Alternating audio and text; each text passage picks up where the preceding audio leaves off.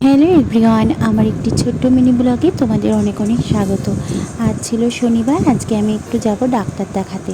তো তার জন্য একদম সিম্পলভাবে রান্না করছি। মসুর ডালটা সকালবেলায় সিদ্ধ দিয়ে দিয়েছি, একটু পেঁয়াজ ফোড়ন দিয়েছি, আর তেলে দিয়ে দিয়েছিলাম শুকনো লঙ্কা, তেজপাতা, পাঁচফোড়ন আর কালো জিরে দিয়ে জাস্ট মসুর ডালটা সে একটু ফোড়ন দিয়ে নিয়েছি।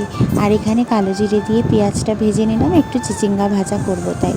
আর পাশেই আমি সিদ্ধ বসিয়ে দিয়েছিলাম একটু ভেন্ডি আর একটু কুমড়ো, কারণ আমি এই কয়দিন একটু সিদ্ধ সবটাই খাচ্ছি। এই গরমে না বেশি তেল মশলা ঝালের কিছু খেতে ইচ্ছা করে না। আর এর চিচিঙ্গা ভাজাটা তোজো না খুব ভালোবাসে, একটু লবণ হলুদ দিয়ে ভালো করে ভেজে নিচ্ছি। এই যে পেঁয়াজ দিয়েছি, এটা ওর খুবই ভালো লাগে, তো ওই জন্য বেশি ঝাল দেবো না, একটা আস্ত লঙ্কা দিয়ে নিয়েছি।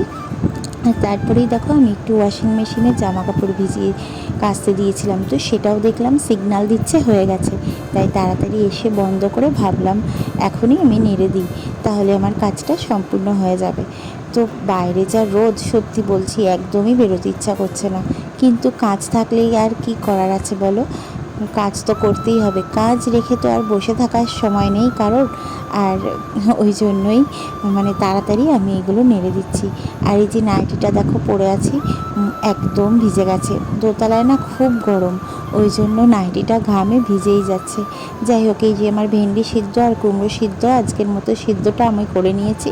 এদিকে দেখো আমি ভালো করে ধুয়ে বেগুনটাও আমি একটু লবণ হলুদ আর মিষ্টি দিয়ে মাখিয়ে রাখলাম, তোজোকে ভাত দিয়েছিলাম, ও খাচ্ছে।